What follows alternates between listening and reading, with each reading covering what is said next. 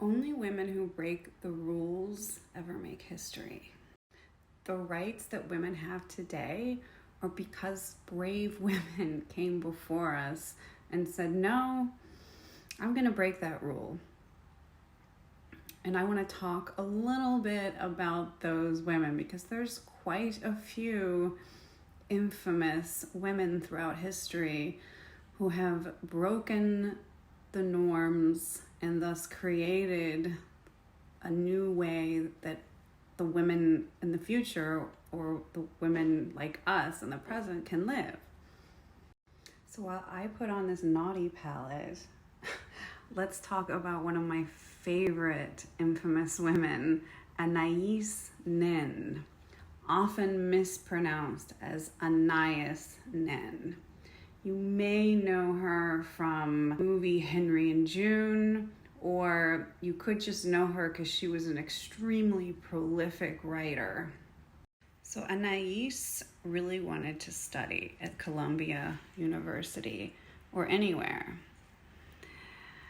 And she went in and they turned her down based basically on her being a woman. And she journals about it in one of her earlier diaries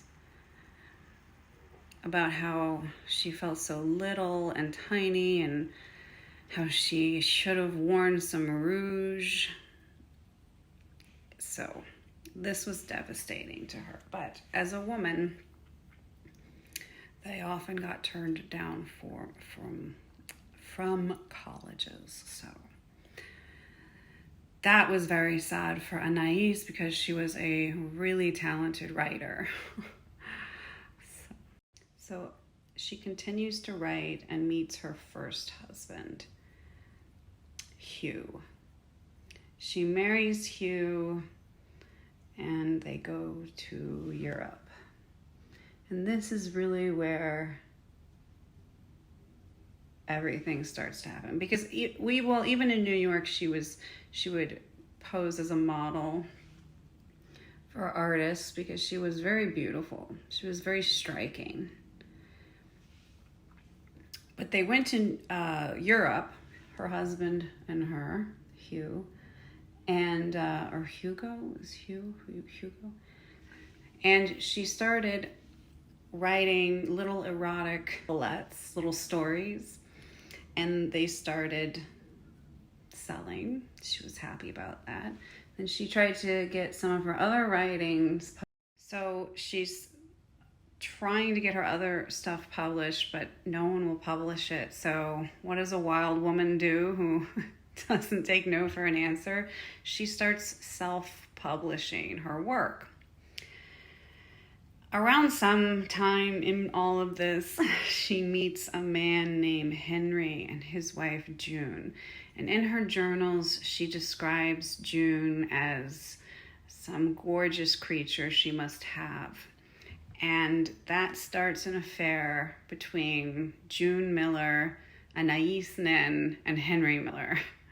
And it leads Anais into a entirely new experience as a writer, because Henry Miller is also a writer, and he's a successful writer at that point.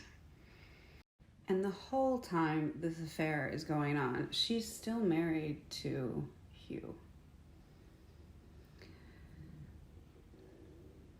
Which brings me to the final piece of Anais Nin's very bizarre life. There's two pieces, but one piece I don't want to talk about because it involves her dad, and we don't even know if that's true or not, and I don't want to talk about it. But the other piece is she ends up meeting a man 10, 15, 20 years younger than her, moving to Los Angeles and marrying him. So she becomes is it a bigamist when they're married to two people? So she married two different men, same time, never divorced Hugh. So Rupert was her second husband's name. He kept her journals and estates and watched over them. He died in 2006. But, and that's how we kind of have all these unabridged early journals of Anais Nin, which I highly recommend reading if you love journaling. I read all of her early journals when I was 16, so I was reading them about the time that she was writing them, obviously in different decades, but I recommend also her some of her stories. A Spy in the House of Love is fabulous. So what did she really do that was so scandalous? Well, she had an affair with a woman. She had multiple affairs with multiple men while being married. She wrote erotica. She posed as a model, which apparently at the turn of the century was not considered the type of work a model would have now. It was kind of considered scandalous. And she was married twice. And against all odds and all the men telling her that she couldn't be a writer like the men at Columbia University, she went ahead and said, no, I'm going to do it anyway. She just self-published stuff, and now she's pretty famous. I mean, if you're into literature, she's very famous. But she broke norms and she broke rules to become a role model for women today. Now, I'm not saying like go out and write erotic fiction or be married twice.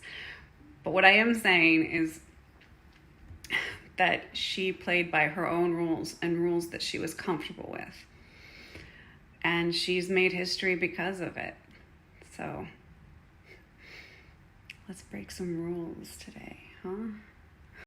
And for the piece de resistance, whatever, I'm going to shamelessly plug my lipstick line, Lioness Beauty.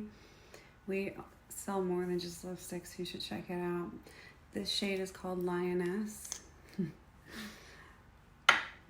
because female lions are like, they're the actual most fierce. It's not the male lion. And the women run in packs. We should band together, ladies. We could accomplish so much more if we weren't being pitted against one another by the patriarchy.